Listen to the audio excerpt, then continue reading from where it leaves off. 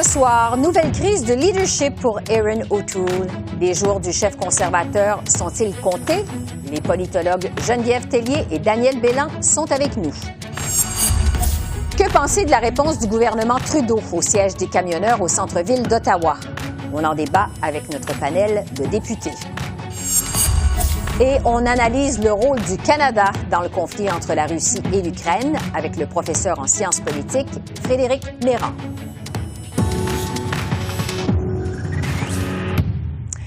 Bonsoir, Mesdames, Messieurs. Alors que le centre-ville d'Ottawa est toujours paralysé par une manifestation contre les mesures sanitaires, c'est aussi la révolte au sein des troupes conservatrices d'Erin O'Toole. Une trentaine de ses députés demandent une révision de son leadership. Le vote de confiance pourrait survenir aussitôt que demain. Mais en réaction sur les réseaux sociaux, M. O'Toole s'est montré très combatif. Il a déclaré ce qui suit. « Je suis là et je ne fais pas marche arrière. C'est le moment de rendre des comptes, de régler cette question en caucus, ici, maintenant, une bonne fois pour toutes. La colère ou l'optimisme, c'est le choix qui est devant nous. » Cette nouvelle contestation du leadership d'Erin O'Toole survient à la suite d'un rapport sur la défaite électorale qui a été rendu public la semaine dernière. Voici d'abord la réaction des rares députés conservateurs qui ont accepté de commenter aujourd'hui. The process has been initiated, and when 35 members of caucus call on the leader to effectively resign, then I think that perhaps the leader has some thinking to do. How do you support Mr. O'Toole? I haven't spoken to enough of the guys to understand really what's going on or to understand, who the 35 are, who are they not, who's supporting, who's not. So it'll be interesting to see what happens. Nos politologues en résidence, Geneviève et Daniel, sont avec nous. Bonsoir à vous deux. C'est un plaisir de vous retrouver. Merci d'être avec nous. Bonsoir. Bonsoir. C'est donc une nouvelle crise qui secoue le leadership d'Erin O'Toole. Geneviève, d'abord, est-ce que les jours d'Erin O'Toole à la tête du Parti conservateur sont comptés? Ben ça se pourrait, parce que même, supposons qu'il gagne demain, puis c'est pas sûr, parce que le Globe and Mail avait l'air de dire qu'il y a à peu près une soixantaine de députés qui voteraient contre lui, donc ça serait suffisant pour le mettre à la porte. Mais supposons qu'il gagne. S'il gagne pas avec une majorité importante, il va toujours y avoir un doute dans l'esprit de bon nombre de conservateurs, à savoir si c'est le chef, c'est la personne pour faire face à la situation actuelle. Donc, je vous dirais un score de 50, 60, même 70%. Ça sera peut-être pas suffisant. Ça prendra un gros 80% pour que M. O'Toole reste. Alors oui, ça va être très problématique, je pense, pour la suite des choses. Ça pourrait être difficile. Daniel? Ah oui, je suis d'accord. Je pense que il peut s'accrocher s'il parvient à l'emporter là, par même 70% des voix, mais ça serait difficile, à moins qu'il y ait vraiment une majorité forte derrière lui de son caucus. Je pense que ça va devenir un fardeau tellement lourd à porter qu'il ne pourra pas se rendre à l'année prochaine, en 2023, où il doit y avoir donc les membres du parti qui vont se prononcer sur son leadership. Sur les causes de ce qui se passe en ce moment, plusieurs éléments, on le sait, sont survenus au cours des derniers jours, des dernières semaines également. Bon, d'abord, il y a eu ce rapport sur la défaite électorale qui a été rendu public la semaine dernière, dans lequel on reprochait, entre autres, à M. O'Toole d'avoir été trop scripté pendant la campagne électorale. On a vu aussi ses hésitations à donner son appui aux manifestants à Ottawa, contrairement à certains de ses députés. Geneviève, qu'est-ce qui a été l'élément déclencheur de cette nouvelle fronde contre Erin O'Toole, selon vous?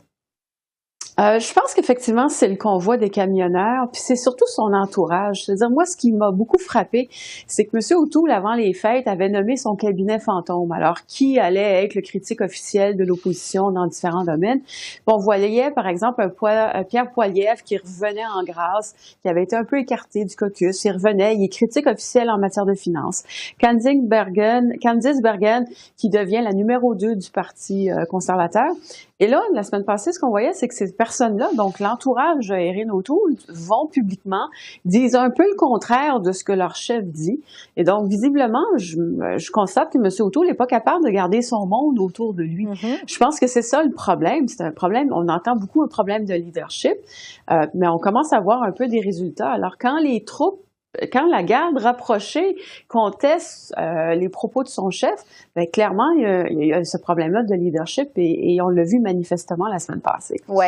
Daniel, on reproche aussi à Erin O'Toole de changer souvent de position de façon régulière sur toutes sortes d'enjeux. Son flip-flopping qu'on lui reproche, est-ce que c'est aussi une partie des problèmes d'Erin O'Toole?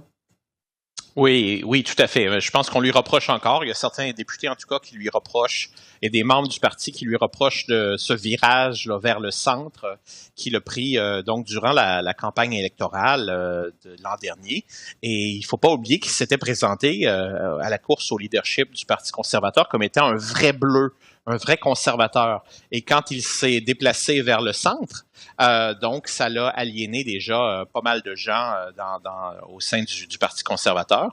Et je pense que le problème, évidemment, c'est qu'il n'a pas gagné. Donc les conservateurs sont toujours dans l'opposition.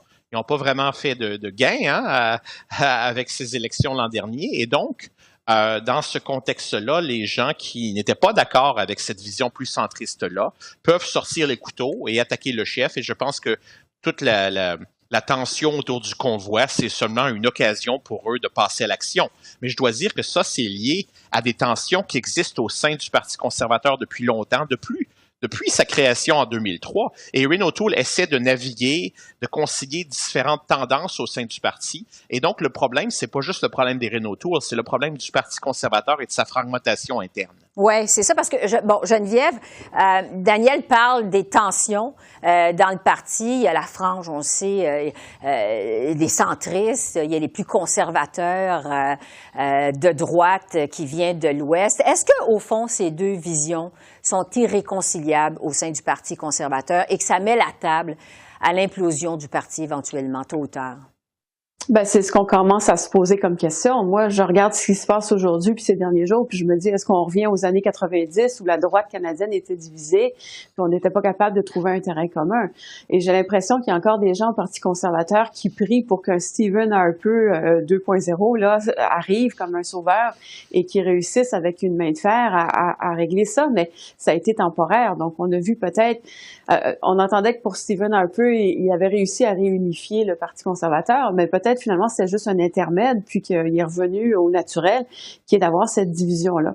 Et moi, je pense de façon plus globale, je pense que la dernière course à la chefferie, en fait, l'économie n'a pas voulu débattre de l'identité conservatrice au Canada.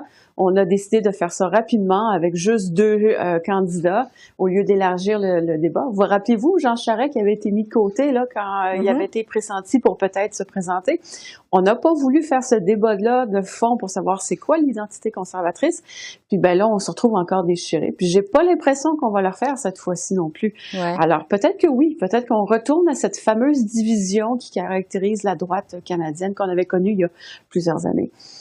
Bon, ça m'amène à vous parler de la suite des choses parce que, bon, le vote de confiance doit avoir lieu demain. Si Erin O'Toole est défait, s'il perd la confiance de ses troupes et qu'ils doivent partir, Daniel, bon, on parle d'un chef intérimaire pour le remplacer à court terme, mais qui pourrait justement le remplacer à long terme? Parce que finalement, le problème, ça va être de savoir qui va pouvoir lui succéder dans l'état actuel du parti. Qu'est-ce que vous en pensez?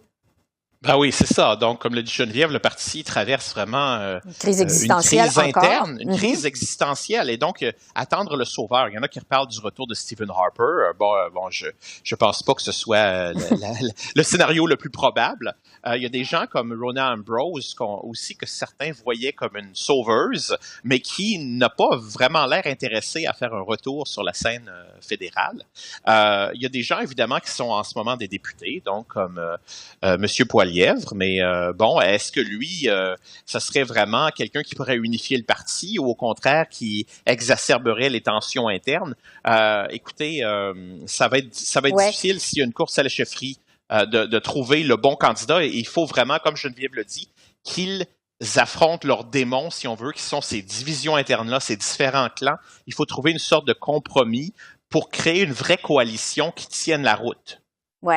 Il nous reste à peine 30 secondes. Geneviève, je vais finir avec vous sur l'impact de cette crise qui survient en pleine semaine où les travaux reprennent au Parlement.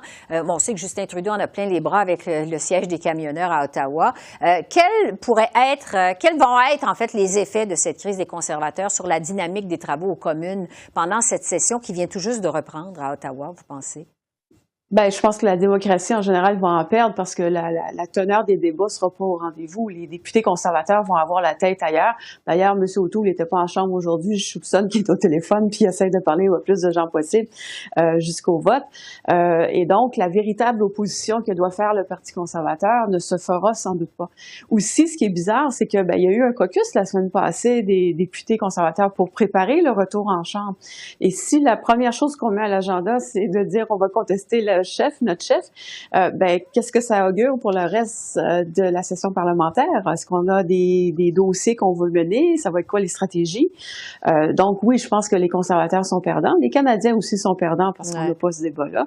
Pendant ce temps-là, le Parti libéral va avoir ça va être bien pour lui, je pense. En tout cas, la suite immédiate de cette crise chez les conservateurs demain. Geneviève et Daniel, merci de votre analyse. On va sûrement s'en reparler prochainement. Merci.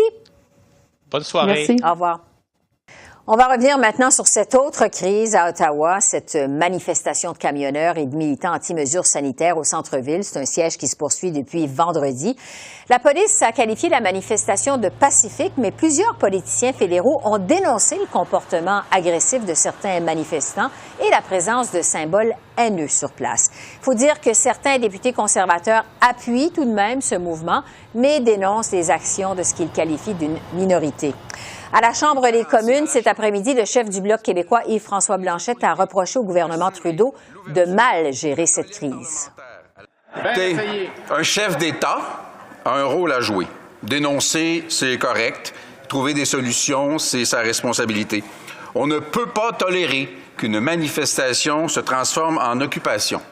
Est-ce que le premier ministre peut garantir à la Chambre ou la vice-première ministre que les autorités vont assurer l'ouverture de la colline parlementaire à la circulation ou est-ce qu'il se contentera de gronder sans même mordiller? Je suis complètement d'accord avec le leader du Bloc que c'est important pour nous tous de pouvoir faire notre travail en tant que députés de la Chambre et nous devons appuyer et nous appuyons les autorités. Et on va poursuivre la discussion sur la gestion de cette manifestation à Ottawa avec notre panel de députés. Pour les libéraux, Greg Fergus. Pour le Bloc québécois, Christina Michaud. Pour le NPD, Peter Julian. Je vous mentionne que le Parti conservateur ne nous a pas envoyé de représentants ce soir en raison, nous dit-on, de la crise actuelle qui entoure le leadership d'Erin O'Toole. Alors, bonsoir, non pas à vous quatre, mais à vous trois. Bonsoir. Bonsoir. Christina, Bonsoir. je vais commencer avec vous parce qu'on vient d'entendre votre chef qui souhaite que le premier ministre Trudeau fasse preuve de plus de mordant avec les manifestants. Qu'est-ce que vous feriez au Bloc québécois à sa place? Mais peut-être de changer de ton en commençant, d'entamer peut-être un dialogue. On sait que les manifestants sont là dans la rue aujourd'hui depuis quelques jours parce que sensiblement, ils ont envie de se faire entendre. Ils ont envie de faire entendre leur voix, leur mécontentement. Leur klaxon aussi. Et leurs klaxons aussi, ça, on les a bien entendus. Mais au lieu d'avoir une réponse clémente de la part du gouvernement Trudeau, ce qu'on se fait répondre, ce que les manifestants se font répondre, c'est qu'ils rouspètent. Et on se trouve un peu dans une impasse parce que dire à des gens qui veulent pas se faire vacciner, allez vous faire vacciner, on n'arrive pas à grand-chose. Alors peut-être qu'on devrait faire un petit peu plus de pédagogie ou qu'on devrait entamer une discussion ou une réflexion ensemble pour expliquer pourquoi ces mesures-là sont en place. Pourquoi non, M. Trudeau reculera pas sur certaines revendications? Parce que là, on sait bien qu'il y a des revendications pour le gouvernement Legault, pour le gouvernement Trudeau. C'est un peu pêle-mêle, tout ça. Il y a des groupes de toutes sortes qui se sont ajoutés au mouvement. Mais quand même, d'entamer peut-être ce dialogue-là, ça pourrait être une meilleure façon de désamorcer la situation. Parce qu'on a l'impression que si on dit aux gens, allez vous faire vacciner puis arrêtez de vous péter, c'est pas comme ça qu'ils vont décider de quitter la colline parlementaire.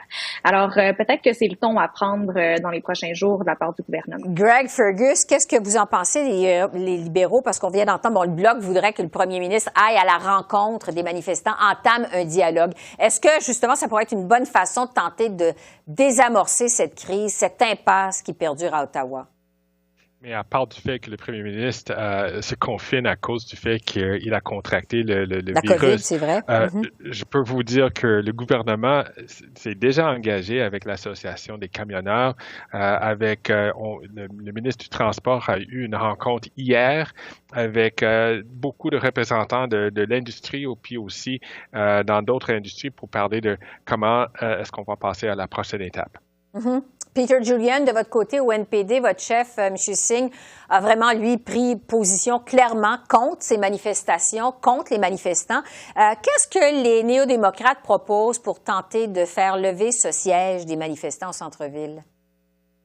Mais d'une part, on a condamné l'ensemble des députés de l'ont fait aujourd'hui, le racisme qui a été exhibé à plusieurs reprises les 20 semaines passées, le manque de respect pour le tombeau de soldat inconnu, pour le mémorial de Terry Fox, les attaques contre les personnes sans abri. Mais au-delà, Peter Julian, juste... C'est vraiment... Non, mais c'est ça, tous les problèmes. Alors, on a une manifestation qui a été prise par l'extrême droite, qui a des demandes que le gouvernement se défait et soit remplacé par les sénateurs non élus. C'est ridicule. Alors, de dire qu'on peut entraîner un dialogue avec un groupe des manifestants qui a des objectifs un peu comme on a vu l'année passée, de défaire le gouvernement, ça semble pas approprié. Mais qu'est-ce que vous proposez? Faire? Oui. Mais là, que les lois sont renforcées, on parle de quelques centaines de personnes, je peux les voir de mon bureau, quelques centaines de personnes aujourd'hui.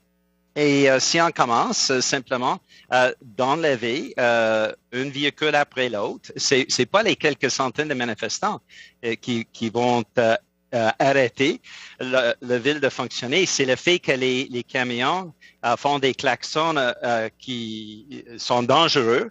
C'est sûr qu'il y a des gens qui ont perdu leur capacité d'écouter de façon permanente à cause de ces aspects-là.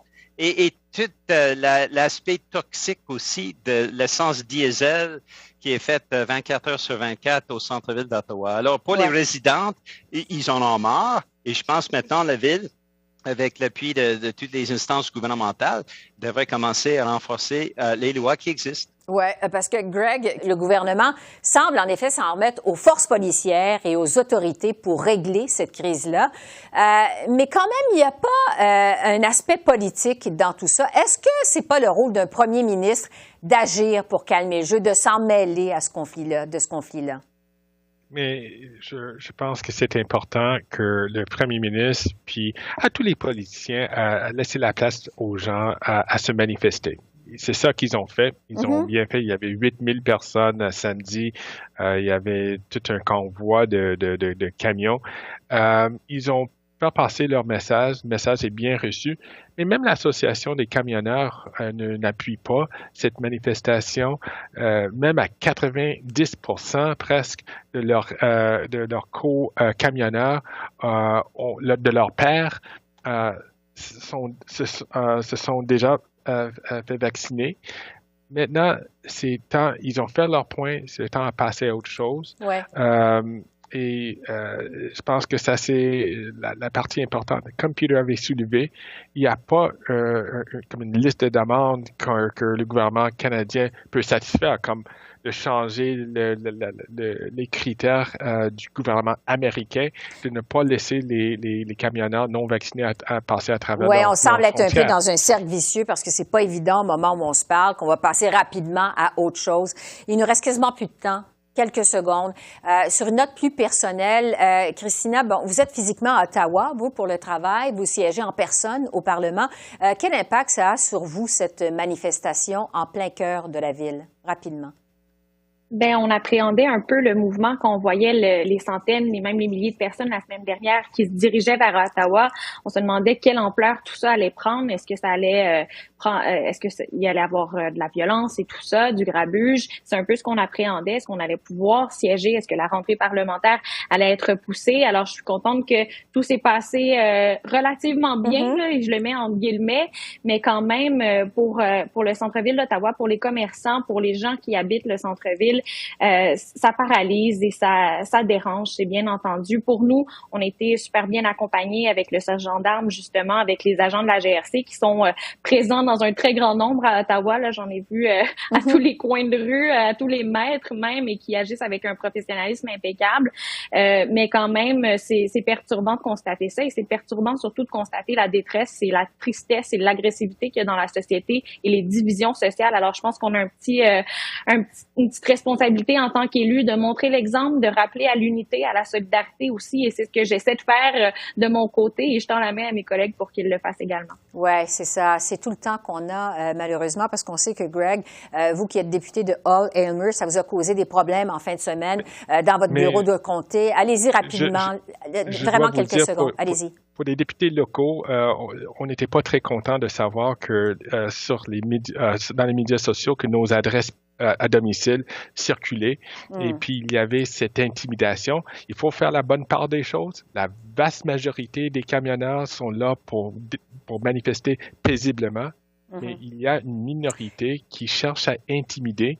Et si vous faites partie d'un groupe minoritaire, puis vous voyez les drapeaux de la Confédération sudiste ou des croix gammées, écoutez, là, c'est intimidant de voir ces choses-là. Oui, et c'est cette minorité qui semble vouloir rester sur place le plus longtemps possible. Greg, Christina et Peter, merci beaucoup. Je vous rappelle que le Parti conservateur ne nous a pas envoyé de représentants. On nous dit que c'est parce que c'est à cause de la crise actuelle qui entoure le leadership d'Erin O'Toole. Alors, ce serait pour la prochaine fois. Alors, merci beaucoup. Bonsoir et à la prochaine. Merci. Au revoir. À la prochaine. Merci. Au revoir. Le gouvernement canadien continue de privilégier la voie diplomatique dans le dossier de l'Ukraine, alors que la Russie, on le sait, a mobilisé plus de 100 000 soldats à la frontière de l'Ukraine. Le Canada maintient sans équivoque son appui au gouvernement qui est en place à Kiev. Je vais analyser donc le rôle du Canada dans ce conflit avec Frédéric Mérand, qui est directeur du Cerium et professeur de sciences politiques à l'Université de Montréal. Bonsoir Frédéric. Bonsoir. Ça fait plusieurs semaines que ça dure, mais les tensions quand même sont toujours aussi vives entre l'Ukraine et la Russie. C'est comme si en fait le monde entier retenait son souffle. Je vous demanderais d'abord, avant qu'on analyse le rôle du Canada dans ce conflit-là, est-ce une solution plutôt diplomatique, c'est-à-dire sans les armes, ça vous semble encore possible?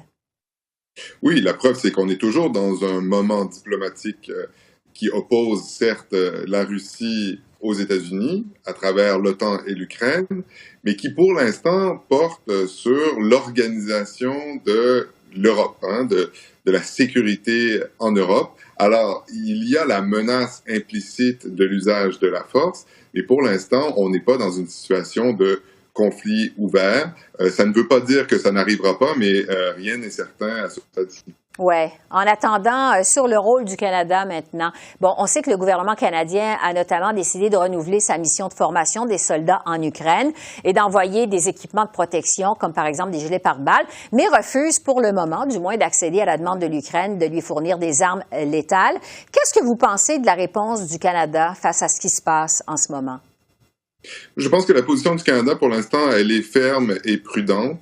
Et c'est probablement là où elle doit être. Bien sûr, beaucoup de mes collègues critiquent le gouvernement canadien en mettant, disons, en évidence le fait qu'il y a beaucoup de paroles et peu de gestes. Mais il faut aussi être conscient que, d'abord, le Canada n'est pas le pays qui a le rôle le plus important à jouer dans cette situation, que jusqu'à maintenant, il est là où un peu on l'attend, c'est-à-dire faire preuve de solidarité à l'endroit de l'Ukraine, de fermeté à l'endroit de la Russie, de solidarité avec les pays membres de l'OTAN, qui ne sont pas l'Ukraine, mais qui sont les pays baltes, la Roumanie, la Bulgarie, la Pologne, qui sont vraiment sur la ligne de front avec la Russie, mais en étant attentif au fait qu'il ne faut pas non plus envenimer les choses, qu'en tentant de dissuader la Russie d'envahir l'Ukraine ou de s'attaquer à l'Ukraine, on peut aussi fournir des arguments qui provoqueraient inutilement la Russie. Donc pour l'instant, on est dans une séquence diplomatique, c'est très important, mais il n'est pas nécessairement une bonne chose de mettre de l'huile sur le feu. En tout cas, je pense que c'est la lecture qu'on peut faire de la politique étrangère canadienne en ce moment. Oui, vous parlez en fait d'un rôle en fait un peu de second plan du Canada dans tout ce qui se passe. On peut se demander aussi quel impact une invasion russe en Ukraine pourrait avoir sur le Canada.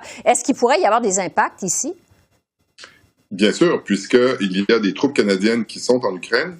pour participer à la formation de l'armée ukrainienne, parce que le pays, le Canada, s'est quand même beaucoup avancé en affichant sa solidarité, en envoyant la ministre des Affaires étrangères, Mélanie Joly, en Ukraine. Donc, s'il se produisait quelque chose en Ukraine, forcément, Ottawa devrait décider ce qui est considéré comme étant intolérable, inacceptable, et ce qui est considéré comme étant requérant peut-être des sanctions, mais n'allant pas plus loin.